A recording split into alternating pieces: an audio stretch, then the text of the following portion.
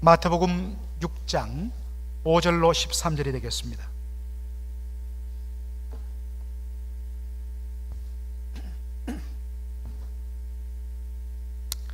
(5절로) 13절 한 절씩 교독을 하겠습니다. 또 너희가 기도할 때에 외식하는 자와 같이 되지 말라. 저희는 사람에게 보이려고 회당과 큰 거리 어귀에 서서 기도하기를 좋아하느니라. 내가 진실로 너희에게 이르노니 저희는 자기 상을 이미 받았느니라. 너는 기도할 때에 내 골방에 들어가 문을 닫고 엄밀한 중에 계신 내 아버지께 기도하라. 엄밀한 중에 보시는 내 아버지께서 갚으시리라. 또 기도할 때에 이방인과 같이 중언부언하지 말라. 저희는 말을 많이 하여야 들으실 줄 생각하느니라. 그러므로 죄를 본받지 말라. 구하기 전에 너희에게 있어야 할 것을 하나님 너희 아버지께서 아시느니라. 그러므로 너희는 이렇게 기도하라. 하늘에 계신 우리 아버지여, 이름이 거룩히 여김을 받으시오며 나라가 임하옵시며 뜻이 하늘에서 이룬 것 같이 땅에서도 이루어지이다. 오늘날 우리에게 일용할 양식을 주옵시고 우리가 우리에게 죄진 자를 사하여 준 것 같이 우리 죄를 사하여 주옵시고 다 같이요, 우리를 시험에 들게 하지 마옵시고 다만 악에서 구하옵소서. 나라와 권세와 영광이 아버지께 영원히 싸움나이다. 아멘.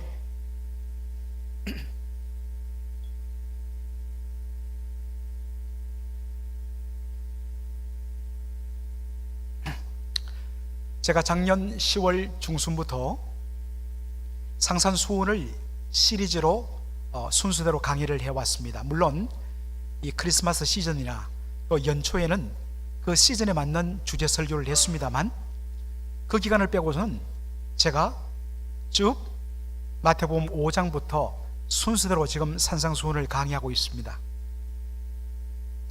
오늘 본문은 바로 주기도를 포함한 기도에 대한 주님의 말씀입니다.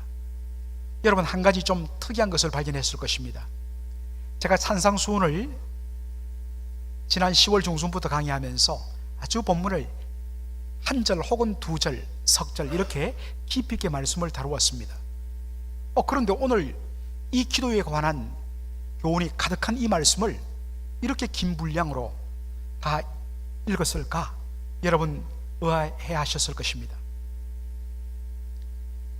왜냐하면 제가 작년 6월달, 7월달 두 달간, 그리고 8월 철주까지 9번에 걸쳐서 주기도를 강의했습니다.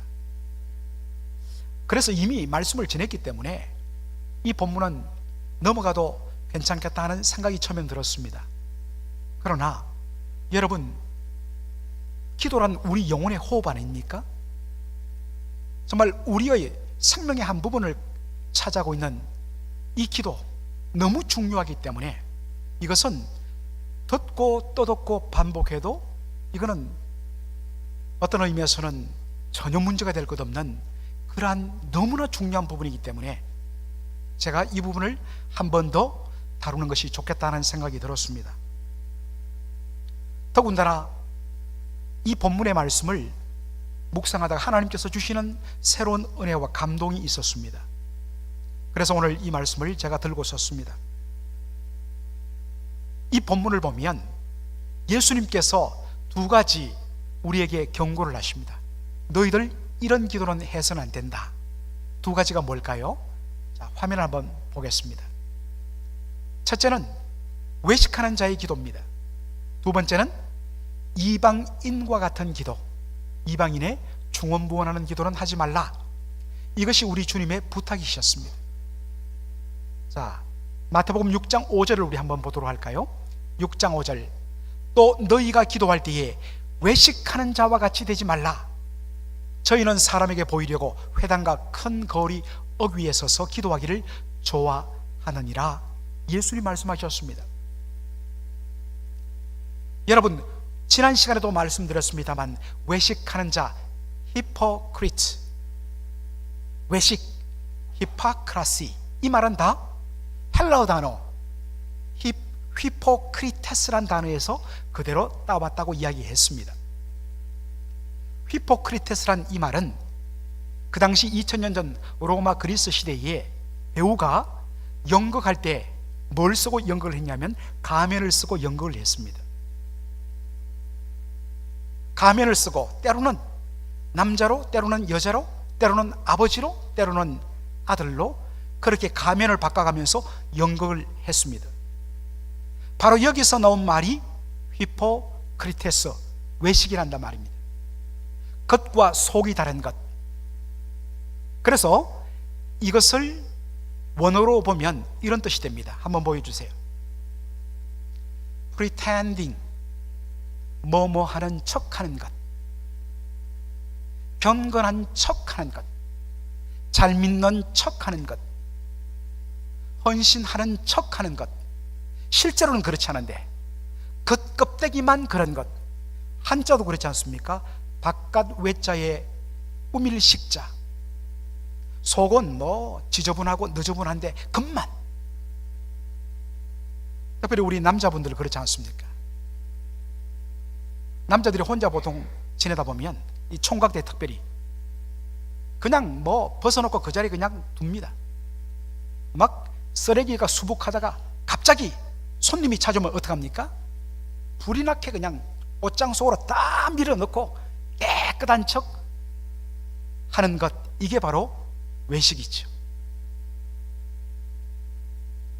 자신이 기도 많이 하는 사람인 척 사람들에게 보이는 기도, 이것이 뭡니까? 외식하는 자의 기도라는 것입니다. 이렇게 해서는 안 된다는 것입니다. 왜 그렇습니까? 여러분, 기도가 뭘까요? 이 기도란 말은 헬라 원어로 보면 두 단어가 합쳐진 것입니다. 자, 한번 보여주시겠습니까? 헬라어를 제가 적지 않았는데 프로슈코마이라는 단어입니다. 프로스란 단어와 유코마이라는 단어가 합쳐진 거예요. 여러분들, 우리가 나는 누구 편이야, 나는 누구를 위하여 있어 했을 때 우리는 프로란 말을 씁니다. 누구누구를 위하여. 바로 그때 이 말입니다. 여러분, 기도란 말은 그 앞에 붙는 의미가 이렇습니다. toward, 하나님을 향하여. near God, 하나님께 가까이 나가는 것.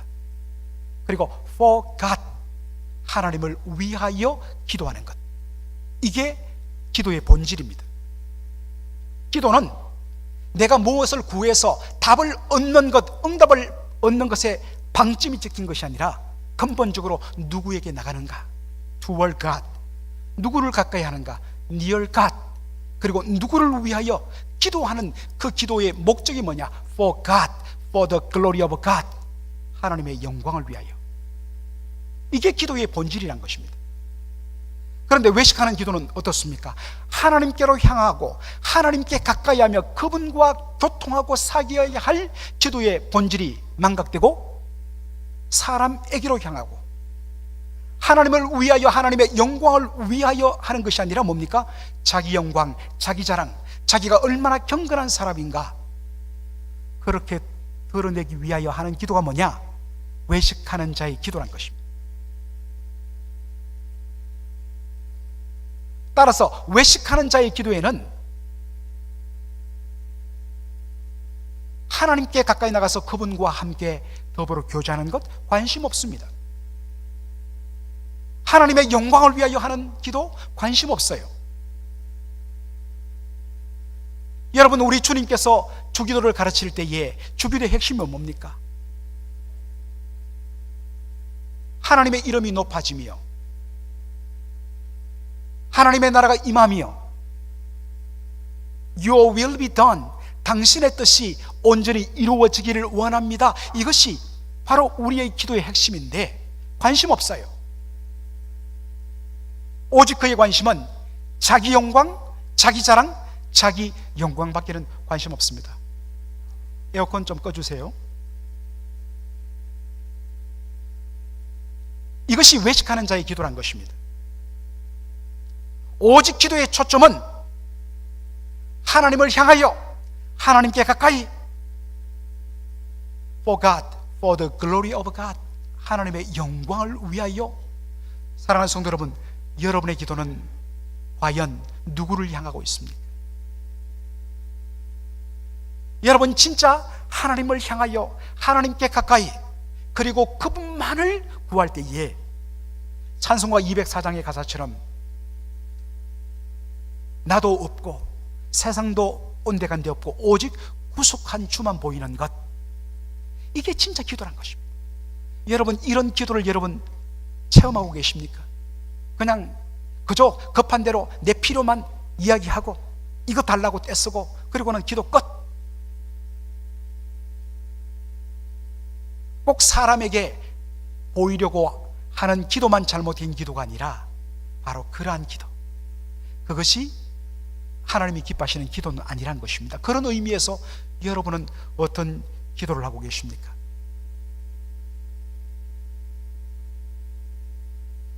두 번째, 우리 주님께서 우리가 해서는 안 될, 피해야 할 기도를 말씀하고 계시는데 그게 뭡니까? 이방인과 같이 중언부언하는 기도라 했습니다. 자, 마태복음 6장 7절 한번 보죠. 또 기도할 때에 이방인과 같이 뭐하지 말라? 중언부언하지 말라. 영어 단어를 보면 베블링이라고 되어 있거든요. 이 베블링이라는 것은 1차적으로는 말을 더듬는 거예요. 그러나 2차적으로는 아무 생각 없이 주절주절 말을 쏟아내는 것, 이게 베블링입니다.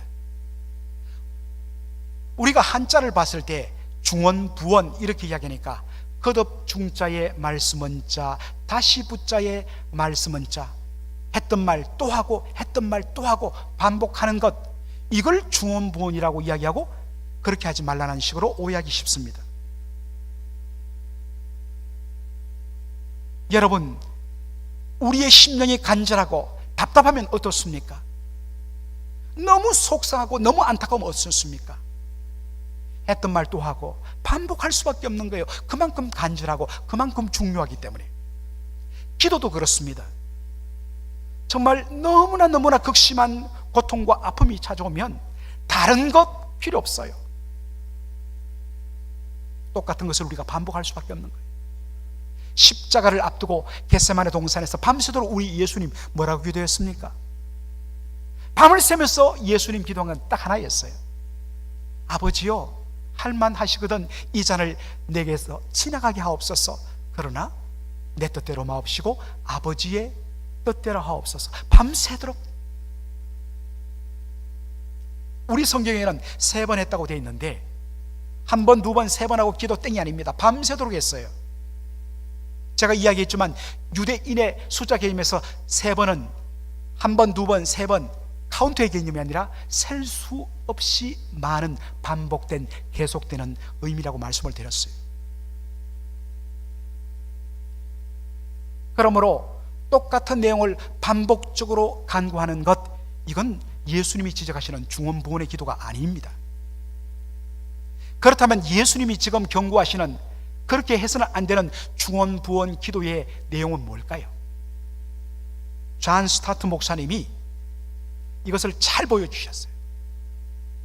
2011년에 하나님의 부르심을 받은 정말 20세기 가장 복음적이고 가장 탁월한 설교자이고 가장 귀한 신학자였던 존 스타트 목사님, 아주 인자한 영국 할아버지인데,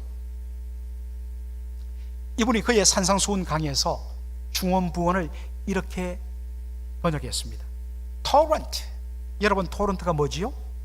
토런트는 계곡에 물들이 쏟아지면서 팍팍팍팍 급류가 흐르는 걸 말해요. 그리고 토런트는 비가 억수같이 쏟아지고 퍼붓는 것을 의미하기도 합니다. Torrent of mechanical.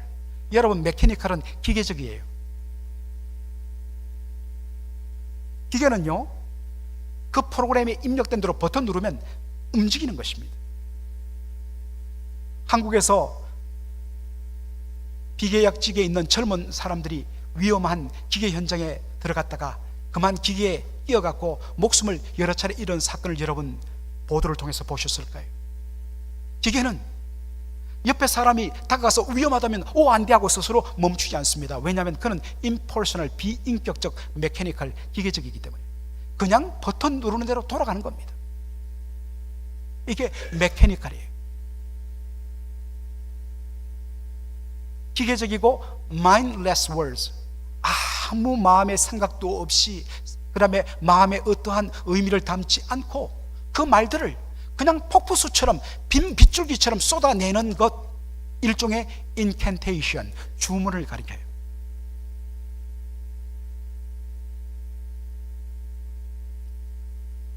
기도 속에 자기가 믿는 신과의 인격적인 교감이나 교제, 사귐 없이 자신의 마음 담기지 않고서 그냥 주문을 반복적으로 끊임없이 읊어대는 기도, 이게 중언부언 기도예요. 왜냐하면 예수님께서 너희는 이방인과 같이 중언부언하지 말라고 하셨거든요. 이때 이방인이란 것은 혈통적으로 유대인이 아닌 사람을 가리키는 것이 아니라 바로 중언부언, 우상을 섬기는 자를 가리키는 표현입니다. 여러분, 왜 이방인들은, 우상을 섬기는 자들은 이렇게 반복적으로 기계적으로 주문을 끊임없이 많이 말할까요? 자, 마태복음 6장 7절 하반절을 한번 보도록 하겠습니다. 다 같이 한번 읽을까요? 시작. 저희는 말을 많이 하여야 들으실 줄 생각하느니라. For they think, 왜냐하면 그들이 생각하기를 자기가 믿는 신들은 우리가 말을 많이 해야만이 잘 듣고 응답 많이 해줄 거로 생각하기 때문에 더 많은 내가 말을 했다, 더 많이 기도했다, 이것을 효과적으로 하기 위해서 뭘 하느냐? 주문을 외운다는 것입니다. 이방인들은 자기가 기도에 쏟는 시간의 길이와 그리고 기도에 쏟아내는 수많은 말의 분량에 따라서 내가 받는 응답의 크기가 좌우된다고 생각합니다. 다시 말하면 1시간 기도한 것보다는 2시간 기도하는 것이, 10일 기도하는 것보다는 100일 작정 기도가 더 효력이 있다라고 생각하는 것, 그 밑바탕에 깔린 것이 뭡니까? 지성이면 감천이라는 말입니다. 여러분, 왜 이방인들이 이런 생각을 가지고 많은 말을 하여야 들으실 줄 생각한다 해서 중언부언 기도할까요? 이 기도 속에는 바로 그들이 믿는 신에 대한 그들의 관점, 신관이 들어 있습니다. 이방인들이 생각하는 신은 어떤 신입니까? 신이란 우리 인간이 자기의 정성과 자기의 노력과 자기의 열심과 자기의 헌신을 통해서 얼마든지 감동시키고 얼마든지 응답을 받아낼 수 있는 존재로 여긴다는 것입니다. 그래서 내가 더 많이 기도하고 더 많이 헌신하고 더 많이 헌금하고 더 많은 말을 쏟아내면, 기도하면 신이 더 큰 응답을 줄 거라 생각하는 것입니다. 우리는 어떻게 할까요? 저는 여러분들에게 늘 강조합니다. 여러분, 제발 좀 기도 길게 하십시오.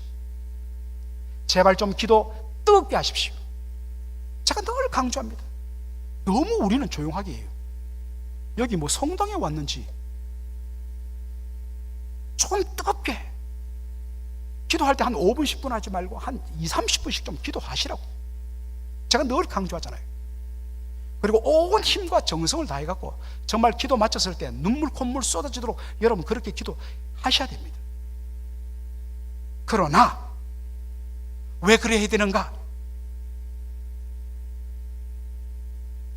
기도하면 할수록 더 하나님께 가까이 가고 싶고 더 하나님의 마음을 쏟아내고 싶고, 정말 기도하다 보니까 너무 간절해갖고 눈물 콧물 쏟는, 그래서 눈을 떠보니까 시간이 벌써 30분 1시간이 지난 것, 너무 귀한 거죠. 그러나 이것이 내가 하나님을 감동시켜갖고 더 많은 것을 받아낼 수 있는 수단이라고 생각한다면 그것은 이방인의 생각이라는 것입니다.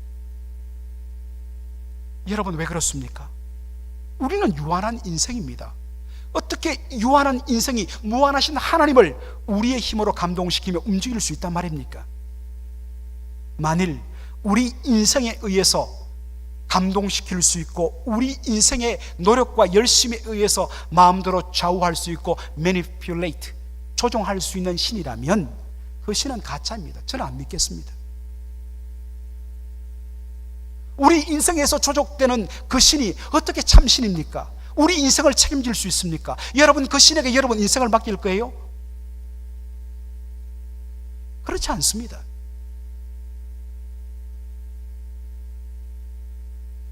왜 우리가 이방인과 같이 중언부언, 주문 외우듯이 많은 말을 쏟아내면 더 큰 응답을 받아낸다 하는 생각으로 기도해서는 안 되는가? 더 본질적인 이유가 있습니다. 마태복음 6장 8절의 말씀 우리 다 함께 읽도록 하겠습니다. 6장 8절 시작. 그러므로 저희를 본받지 말라. 구하기 전에 너희에게 있어야 할 것을 하나님 너희 아버지께서 아시느니라. 우리의 기도의 대상이 누구인가 하는 것입니까? 우리의 기도를 받으시는 분은 다름 아닌 내가 감동시켜갖고 더 많은 것을 받아내야 할 신적인 존재가 아니라 그분은 근본적으로 우리 누구라고요? 아버지 하나님이라는 사실.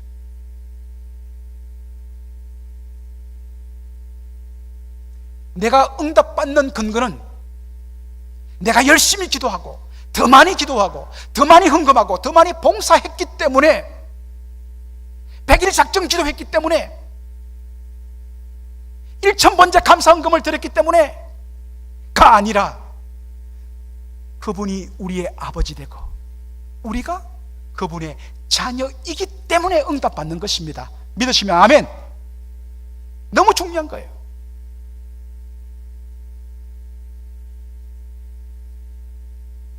세상에 악한 자라도 자기 자식에게는 좋은 것 줄 줄 아는 것이 부모의 마음이잖아요. 심지어 왜 도둑질하느냐, 왜 강도짓 하느냐? 내 자식 먹이 살리기 위해서. 하물며 하늘에 계신 너희 아버지께서 구하는 자에게 좋은 것으로 주지 아니하시겠느냐? 아버지의 마음이에요. 그분은 어떤 하나님이냐? 우리가 구하기도 전에 이미 우리에게 필요한 것, 우리에게 있어야 할 것을 다 알고 계시고 다 준비하시는 아버지란 사실입니다.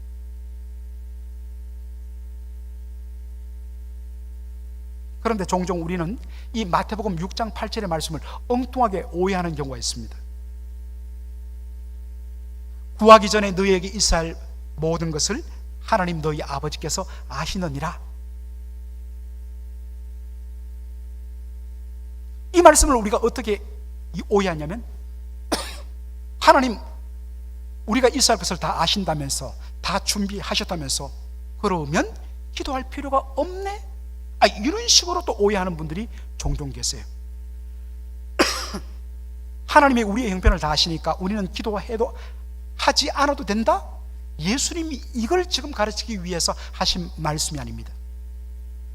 이 말씀은 도리어 우리로 하여금 더 큰 확신을 가지고 더 담대히 하나님 앞에 기도하도록 하는데 거기에 초점이 있는 것입니다. 하나님 우리의 형편을 다 아신다. 그분은 우리의 필요를 다 준비하시는 전능하신 우리의 하나님 아버지다. 그러므로 이미 다 준비되어 있다. 그러므로 뭐 하라는 겁니까? 더 담대하게 나가서 하나님께 구하라, 더 기도하라는 뜻입니다.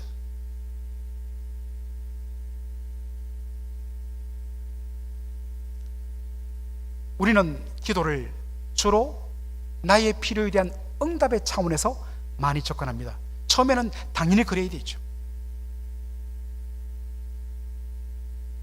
철없는 자식은 그저 부모로부터 어떻게 하면 내 것을 더 많이 가져갈까, 여기에 관심이 있어요. 그래서 달라 합니다.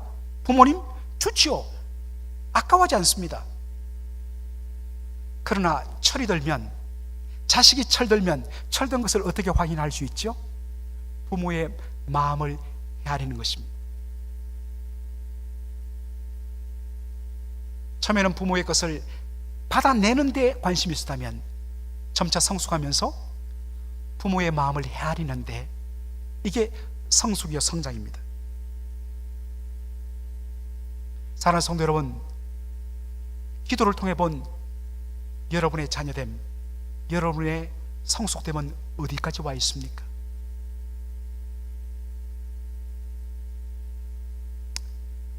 김영봉 목사님 여러분 잘 아시죠? 왜냐하면 수년 전까지 바로 우리 이웃 교회인 워싱턴 한인교회 감리교회에 담임을 하셨고, 또 수년 전에 그 교회가 저 센터블 지역에 개척을 해두었던 그 교회 자원에서 개척교회 담임 목사로 그렇게 자원해서 가신 분이십니다. 조심스러운 표현입니다만 미국의 주류 교회들이 좀 많이 리버럴을 하지 않습니까? 특별히 미국의 이 감리교회는 굉장히 리버럴합니다. 물론 우리 한인교회들은 대체로 복음적입니다만은, 그런데 제가 들어보고 만나본 감리교회 목사님 중에서 가장 복음적인, 정말 저렇게도 맑을 수 있을까, 저렇게도 복음적일 수 있을까 한 분 중에 한 분이 김용복 목사님이세요. 참 영이 맑은 분이에요.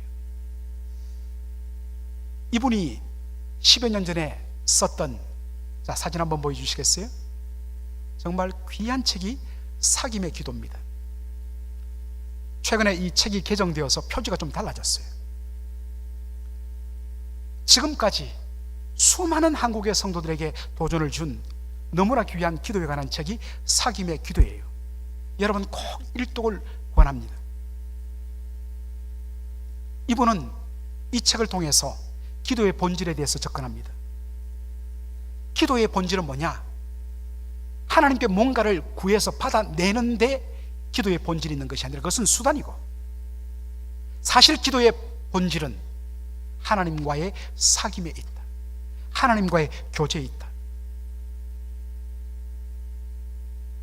처음에 여러분들 우리가 기도할 때 어떻습니까?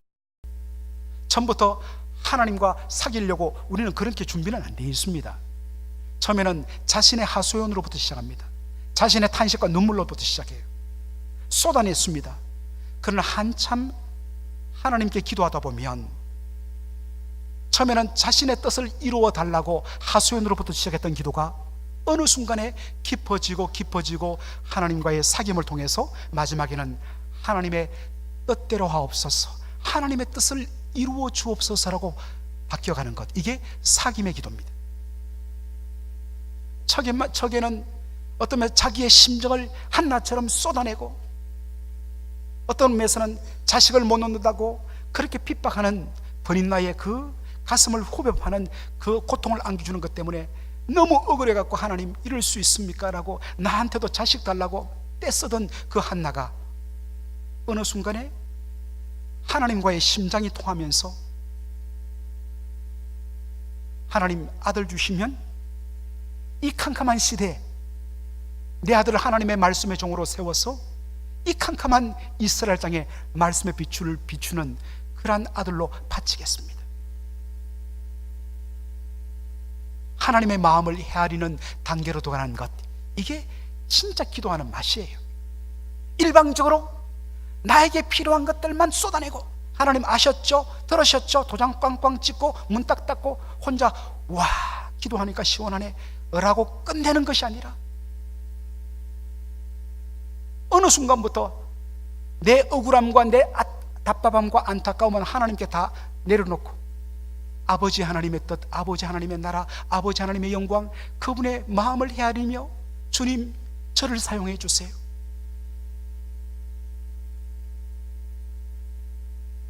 당장 내 눈앞에는 나의 기도가 응답되지 않고 어려움이 있는데도 불구하고 하나님과의 만남으로, 하나님과의 사귐으로 내 심령에 천국이 이루어짐을 경험하는 것, 이게 진짜 기도의 본질이란 것입니다.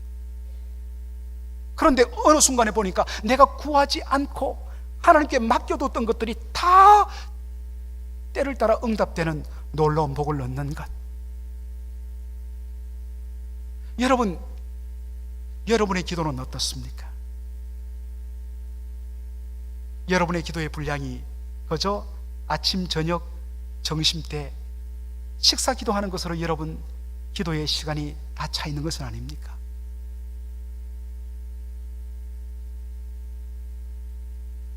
예수님께서 주님 가르친 기도를 이야기하면서, 제가 어차피 다 다루지는 않습니다.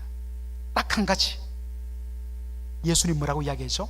하늘에 계신 우리 아버지여, 하나님을 아버지라고 부르기를 가르치셨어요. 예수님 당시에 2000년 전에 이 팔레스타인 땅에 쓰여졌던 공용어는 히브리어가 아닌 아람어, 히브리어의 사촌 언어인 아람어였습니다. 예수님의 성경을 읽어보면 예수님도 아람어를 쓰신 것을 알 수 있는 여러 흔적들이 많아요. 여러분, 아람어로 아버지, 이것은 아바입니다. 우리나라 말 아빠와 발음도 유사하고 의미도 같습니다. 어린 아이가 자기 아빠, 아버지에 대한 그 온전한 신뢰와 사랑을 가득 담고 부르는 아빠, 이 한마디에 그냥 무너지는 거예요. 이 아빠란 말 한마디에 이미 구하지 않아도 우리의 마음을 다하시는 하나님의 사랑이 들어있는 겁니다.